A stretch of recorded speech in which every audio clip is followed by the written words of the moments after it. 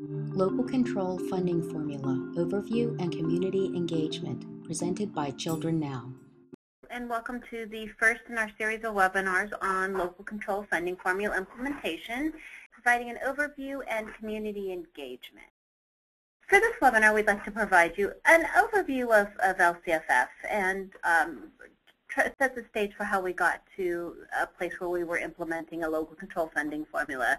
Also provide some information on the State Board of Education regional input session. So this is the opportunity for community leaders and parents and members of stakeholder groups to engage in the implementation process that the State Board is working on. And then we'll also provide additional engagement opportunities in LCFF planning, and then talk about next steps. So LCFF was not something that just came about in the last couple of years. This has actually been 4 decades in the making. It's really looking at our current funding system and how that has evolved over the last 40 years, starting with Proposition 13 and how that changed funding from a local system into much greater role at the state level. And since that time, there has been substantive research and policy development, as well as legislative attempts to change the funding system. So starting with the greater control at the state level by the establishment of categorical programs, and then as that evolved over time, really trying to reshape those categorical programs, and there were efforts to provide block granting and really minimize the number of categoricals over time. And what evolved was, as we came to think about LCFF, or weighted student formulas, so the original name, is a diverse coalition of education, equity, business, parent, and civic leaders working together with the governor to help make LCFF a reality in 2013. So it really was a broad group of folks and not one particular interest, but really education stakeholders coming together and realizing that this was a way to improve our finance system. And does so by making a historic investment in high-need students, so really providing new dollars that really are targeted at English learners, low-income students, and our foster youth, and really making sure that resources are driven to help and support those students. It also, in very new and important ways, links school finance with outcome accountability, which has never been done before.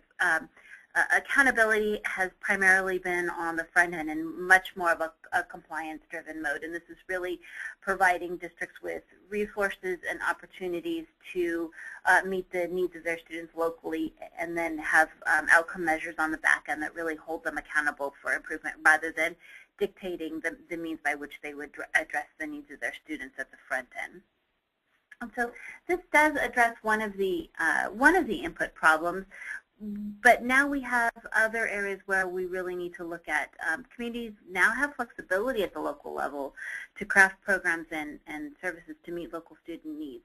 But the overall level of investment is really the next area that we need to go to make sure that we really are providing sufficient resources to help students meet their needs. Diving into what became LCFF and really what we're looking at.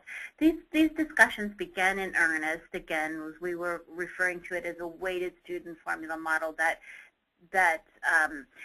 started out last year. And so the governor in his January budget proposal in 2012 introduced this concept, and there was a significant push by the governor's office in 2012 to move to this locally driven system for school finance and school decision making. However, there were many reasons why that proposal faltered last year.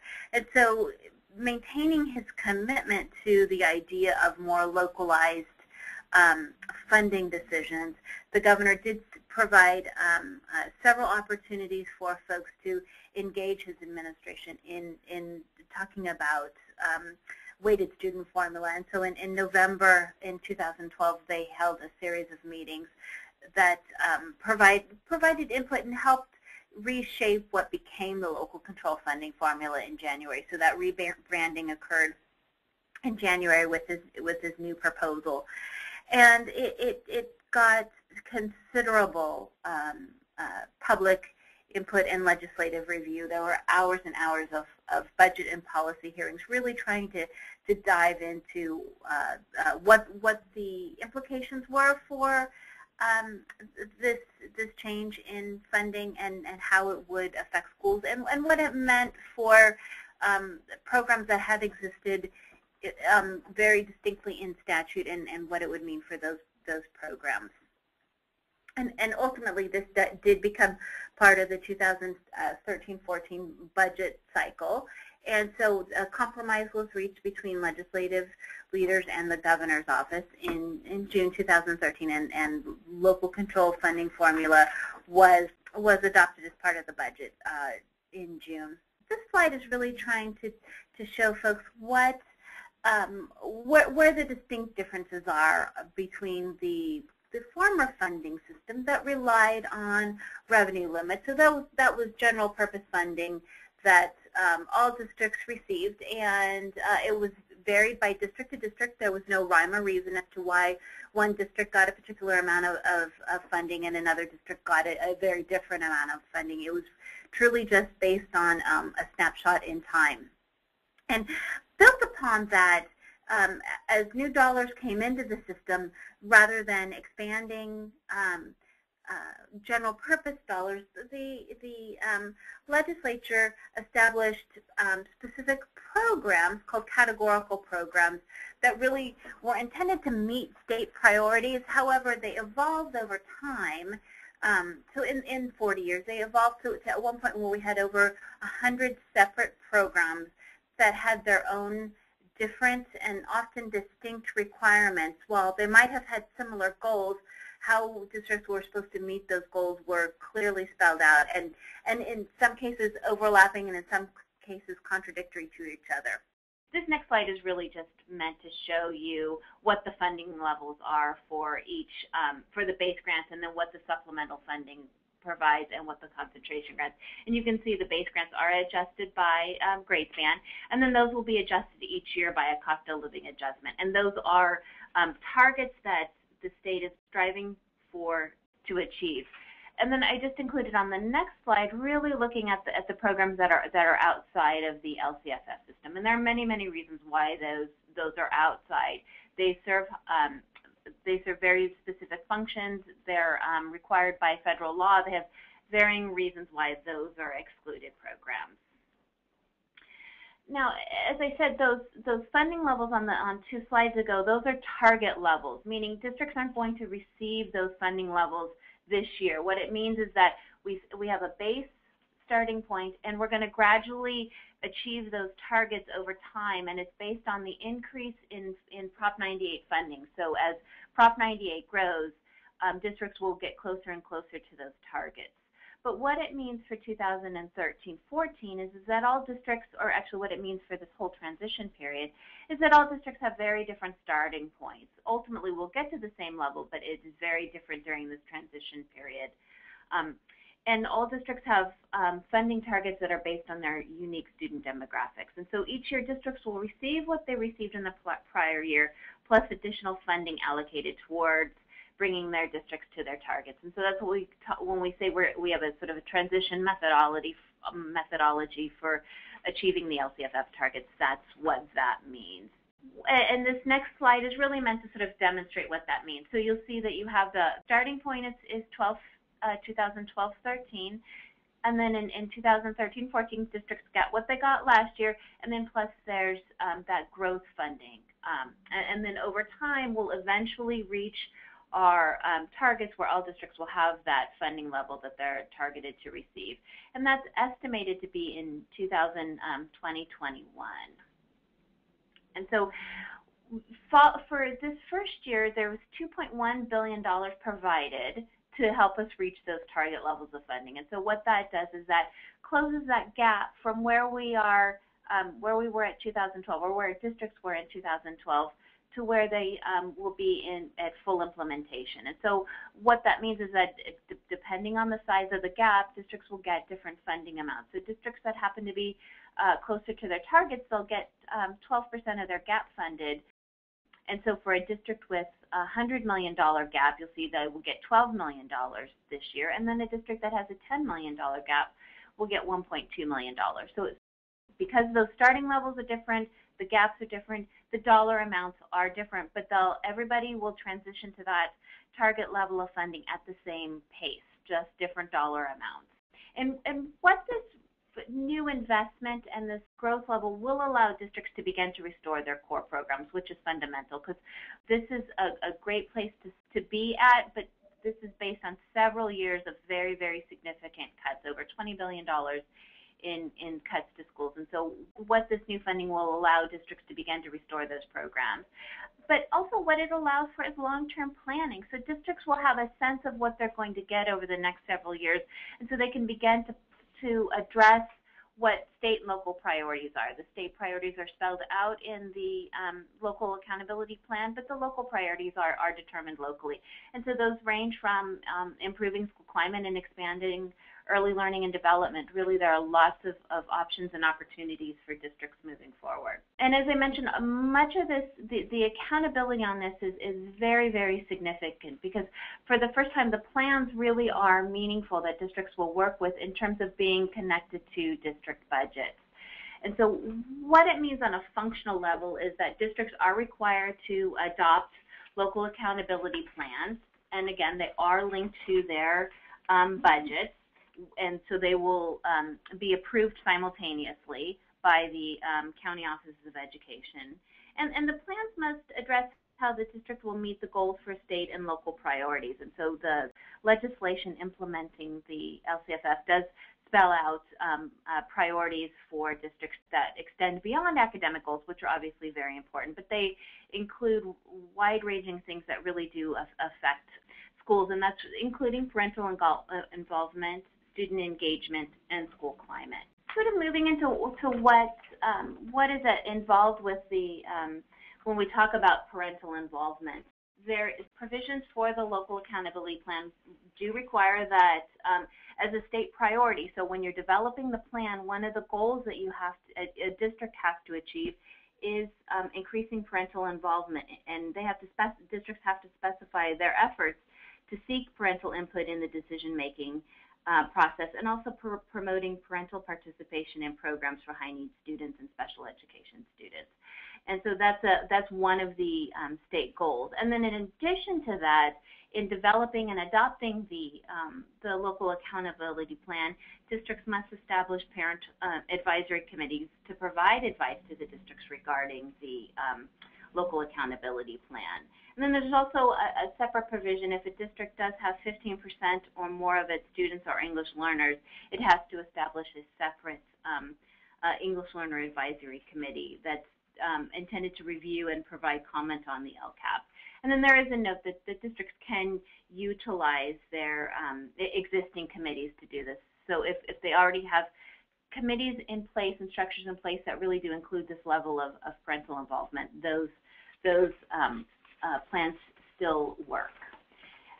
And there's also in addition to developing the plan, there's also a level of community engagement in there that calls on the superintendent to notify the community of their ability to provide input into the proposed plan. And this must be done before the plan is adopted. And additionally, the school district board must also hold one public hearing to seek recommendations and comments about the plan. And this has to be done, again, separate from the meeting where they are adopting the plan. And then the plan must be adopted, very, very similar to the budget the plan has to be adopted at the same time as the budget. So in terms of that public hearing process, it does work because the plans are so connected. The spending plan with the accountability plan, that process of adoption does mirror the budget adoption process. And this next slide is really just to sort of lay out what that process looks like. So thanks to the Legislative Analyst Office for providing this slide, which is hopefully a helpful visual in showing what I just described. And so with that very brief overview, which again, there's some additional resources at the end of the presentation that will link you to a much more detailed overview, I'm going to turn it over to my colleague Samantha Tran to talk about state-level engagement. Hello.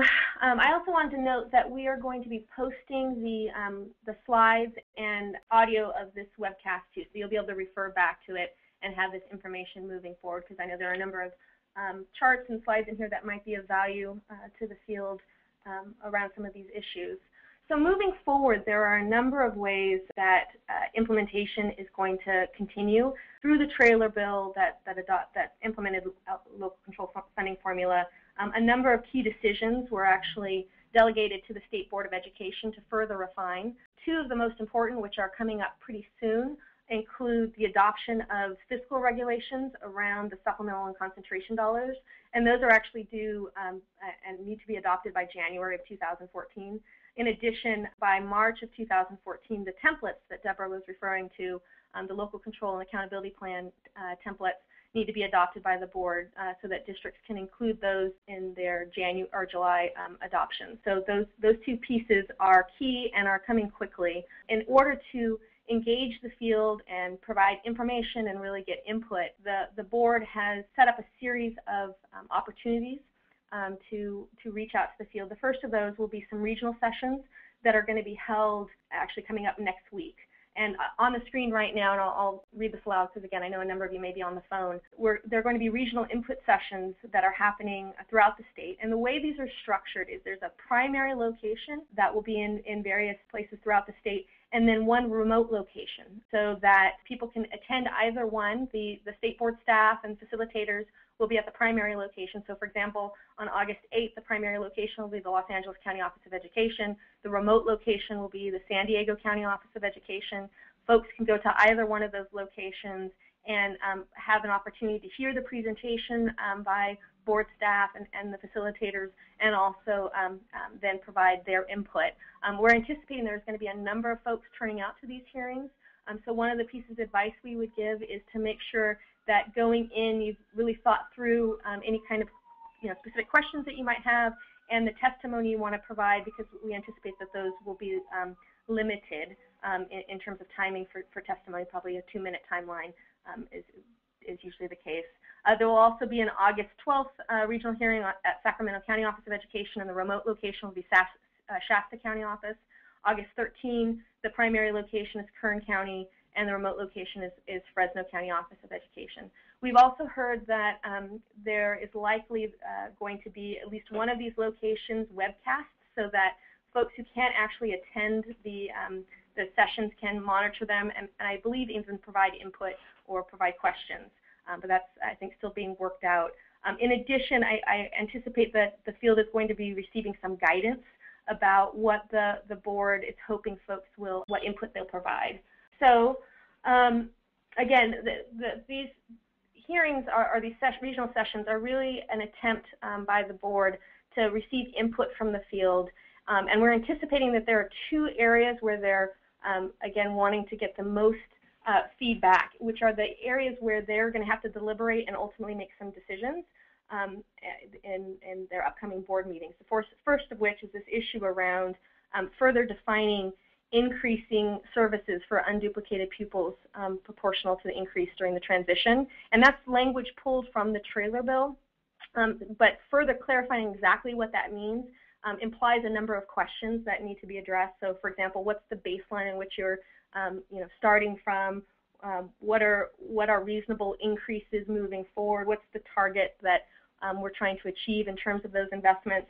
And then there's some language in the trailer bill around allowable expenses for school-wide and district-wide initiatives. So further understanding what that means in practice, I think, is another area where input from the field would be valued, and lots of conversations will ensue, through these different engagement opportunities, as well as at the varying state board meetings, which will be on their normal schedule, which is September, November, and then in January. In addition to that, they're very much focused on what the LCAP template is going to include. So, for example, what the format will look like.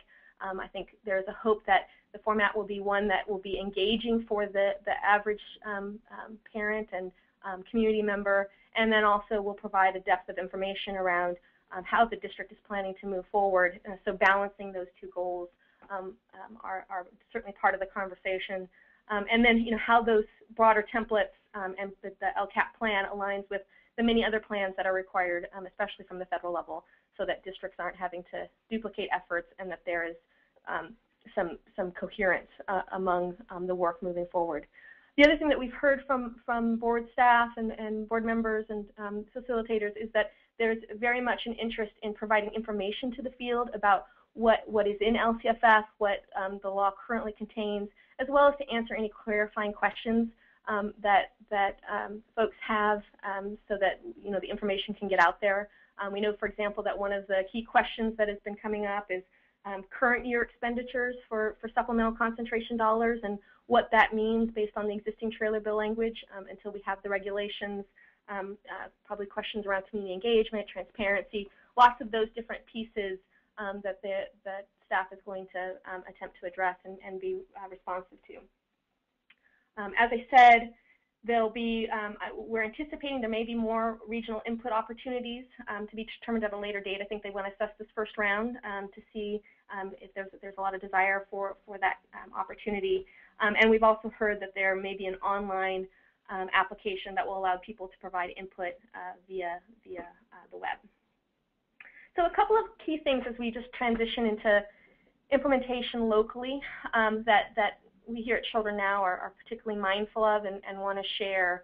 And this goes back to the point that Debra made earlier, that because of the way we're transitioning, because we're coming off of these historical anomalies and moving into a context where we're rationalizing the system so it's actually based on the unique student demographics in each district, that each district is going to have a varying fiscal context. So they're getting different levels of investment as we make this transition.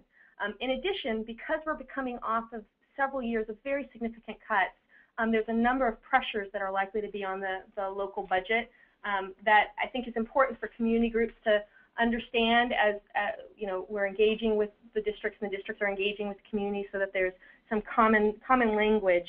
There are a number of districts who are still dealing with structural deficits in their budgets, and we had an investment last year. We're going to have another investment this year that is starting to rebuild, but there is a focus on rebuilding the core programs, such as getting the school year back up to the full length, and maybe even more if that's the desire of the community and the district. There are some budget issues that, for good fiscal practice, you want to have reserves for your overall budget, reserves for routine maintenance. You have to think through different obligations. So, for example, collective bargaining obligations, debt services, and then there are some things within the context of the bill that will create some pressures on the budget. So, for example, for the next 2 years, districts were required to have a maintenance of effort around their investments in regional occupation centers as we make that transition. There's a requirement that as we move forward, we're going to be investing more in class size reduction in the K-3 level, and so ultimately reducing class sizes down to 24:1 by full implementation, which is a number of years. But again, these are the different pieces that are in play as districts are thinking about their budgets, and also trying to understand the new fiscal rules around the supplemental concentration dollars. We're getting a sense, especially as we're talking with district leaders throughout the state, that there's very much a focus right now on just understanding the existing context and then trying to figure out how to move forward in terms of planning. And so given some of those unknowns, we'd anticipate there may be some hesitance about wanting to engage communities now. That said, I think there are a lot of benefits for districts starting now and reaching out to their parent and active community leaders and bringing in others to really have a conversation about these issues, because the benefits really outweigh the risks. Having the community understand where the district is at and why districts are in varying places in terms of their starting point and how they're going to transition is a useful way to engage people so that they know what the short-term and longer-term investments can be.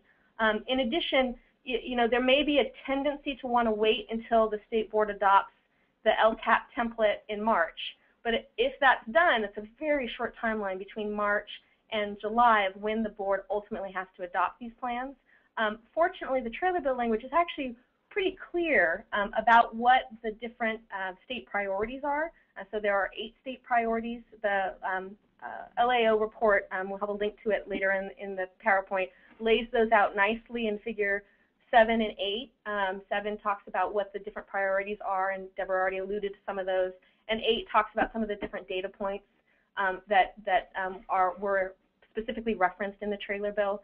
So those broader outcomes really allow for a conversation within the district and with the community about, what is our vision for educating kids in our schools?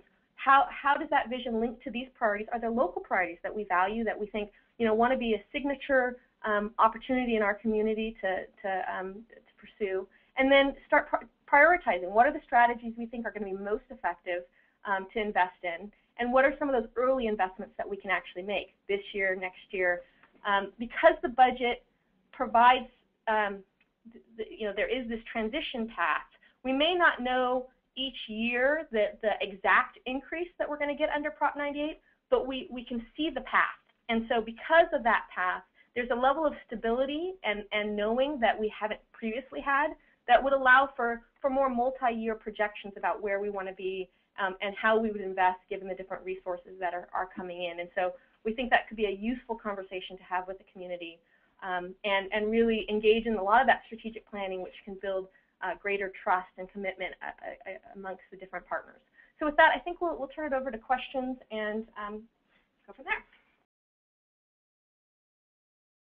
So the first question is it anticipated that categorical programs such as early childhood education would ever be folded into LCFF?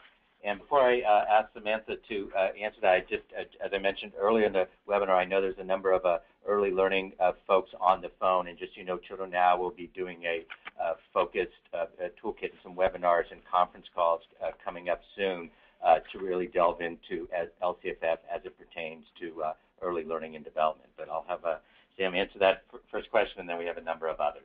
Yeah, I don't think that's very likely. It's a different student population that we're talking about, and the bulk of the ECE dollars were pulled out of Prop 98. We have preschool that's within the context of Prop 98, but again, that's serving a very distinct student population that's outside of K-12. That being said, I do think it's important to note that the flexibility that's within LCFF does allow districts to prioritize early childhood education, early learning and development, and even potentially make it a local priority for investment. So there is that opportunity if districts want to move in that direction.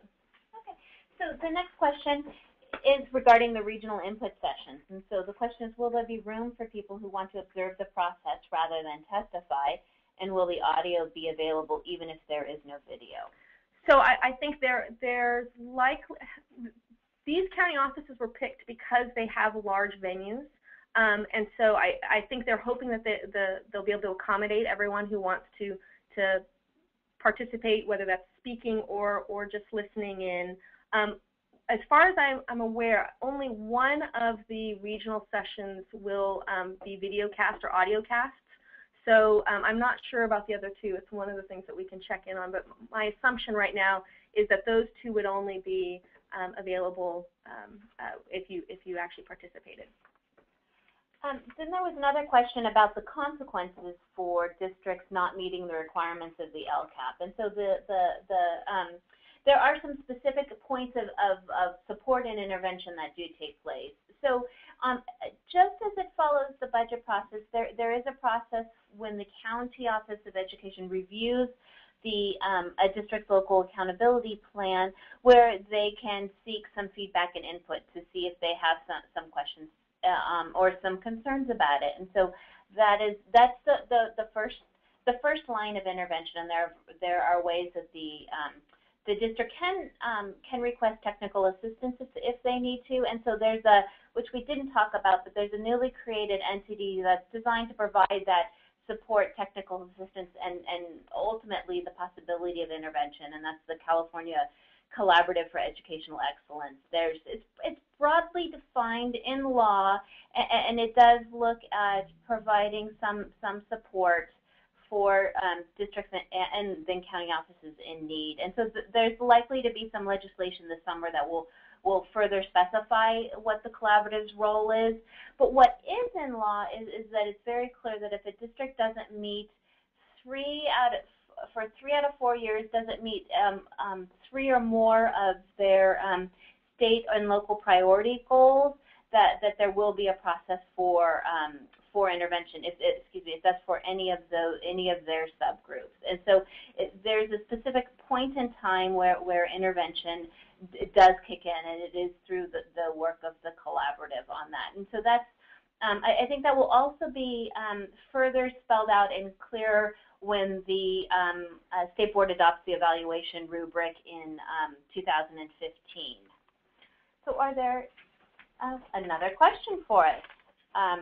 So this is from an organization working with Spanish speakers. How much of the LCFF information is available in Spanish and or any other language?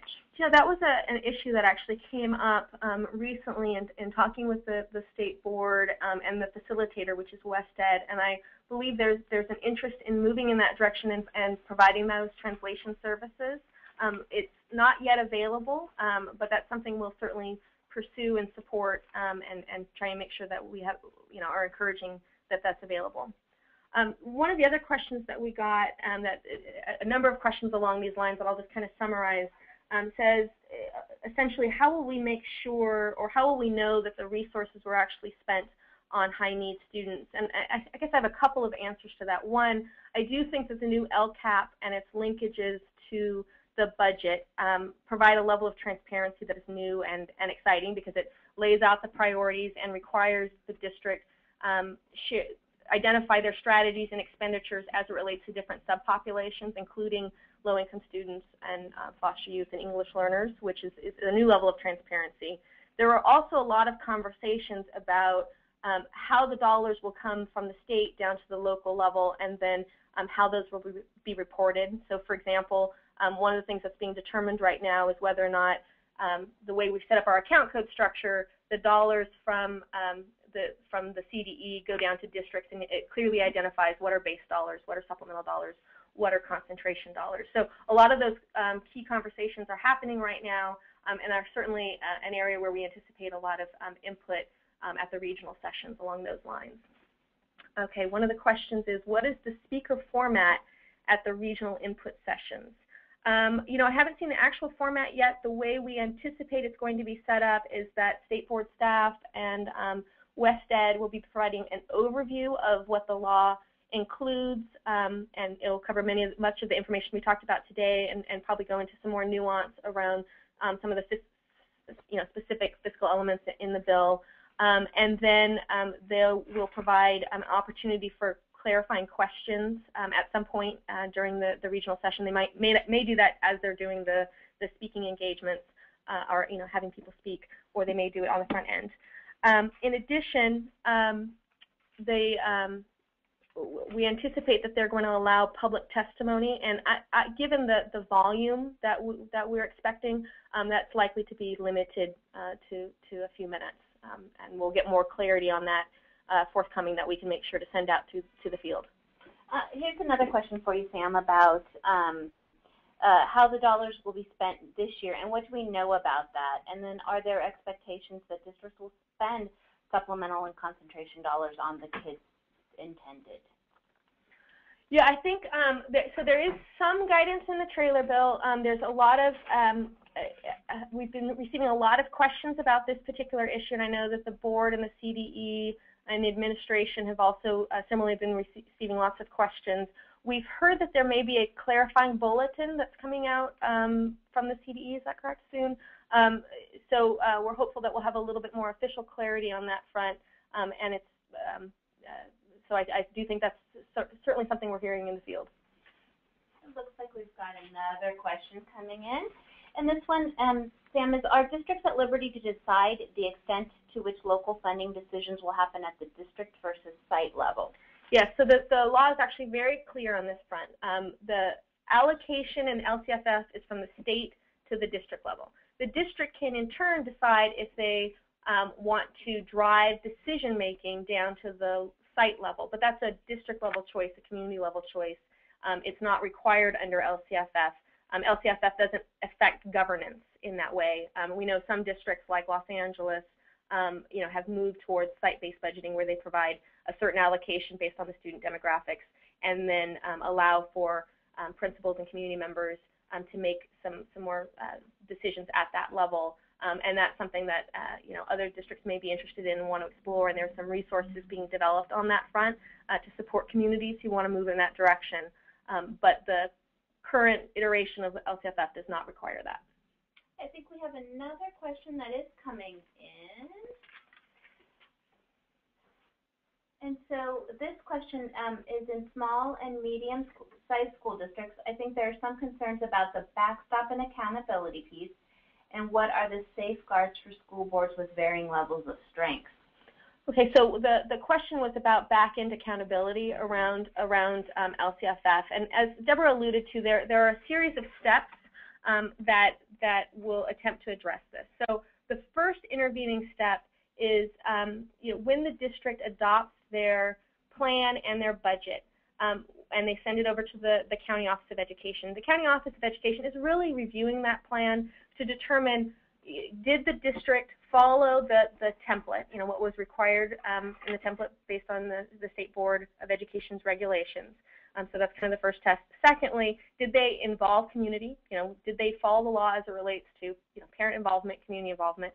And then third, did the expenditures that are outlined within the plan, are they reasonable to actually expect that you would reach the outcomes that have been identified, the priorities and the outcomes that have been identified within the LCAP? And so that's the first line of engagement, and it's really an attempt to not interfere with governance overall and allow boards and communities to develop these plans. When the back-end accountability comes into play, is if we're noticing that districts are not meeting the various outcomes, and the law does specify triggers of when there's intervention. Deborah mentioned that earlier, which is over multiple years, and not meeting outcomes related to was it 3 or more priorities over multiple years. Then there's the ability for the county office and the collaborative to actually intervene. In the interim, there's a lot of opportunity for technical assistance. And chance for the district to call on the collaborative to come in and review their plans, support them in that process, and reflect on implementation and continuous improvement. But ultimately, if they're not meeting outcomes, then there is an intervention where there's an opportunity to actually change practice locally. And ultimately, the superintendent of public instruction has the ability to stay and rescind. So there is that capacity too at the far back end.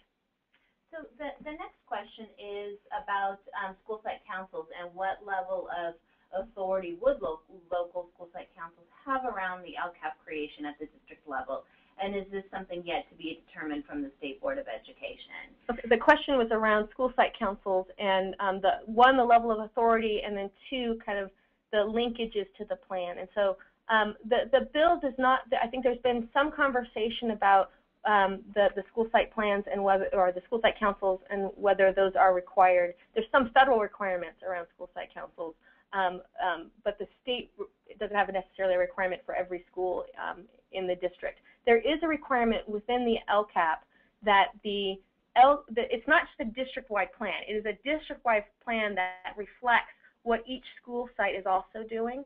So there has to be alignment and coherence with the school site plan and the district plan. And so this is yet another reason why we're really encouraging districts and communities to begin the conversation now, because figuring out how to connect those dots it's going to be a new process for all of us, and so having those conversations sooner rather than later, and aligning some of the timelines. One of the things that we have found, and actually which prompted the conversation about having a local control and accountability plan back last year, was this issue that often you have these school site plans and the district plans, and they're no way aligned to when expenditures actually are made or when the budget is actually developed. And so because they're off timeline, these plans end up sitting on a shelf, not being relevant. And so one of the ways to make that planning process more relevant is by actually tagging it to the budget timeline. So there's a real opportunity here. I think there's also a lot of learning that we're going to have to do in figuring out how to specifically connect the dots. Well, and so actually we got another question about school site councils, and I was actually going to say, so the law is clear both in terms of the what's required in the LCAP plan in terms of increasing and improving parental engagement.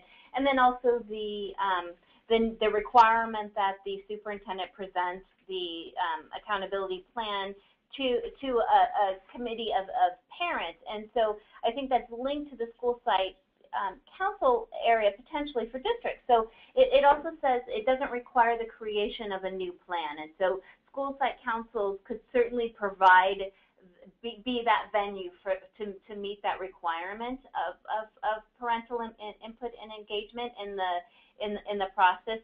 But however, it is not required. It would be district deciding that that's what they want to do, but it certainly is a venue for it.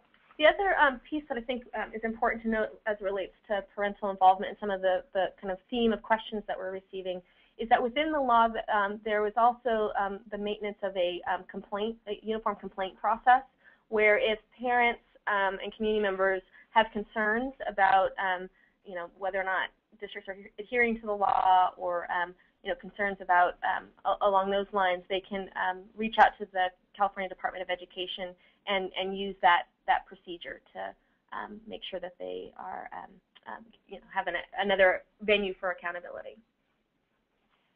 So it looks like that is all of our questions. So thank you everybody for those very thoughtful questions. Hopefully you'll see on the next slide that there are some resources that we've provided. So there's a weighted student formula website that folks can go to that does have some information.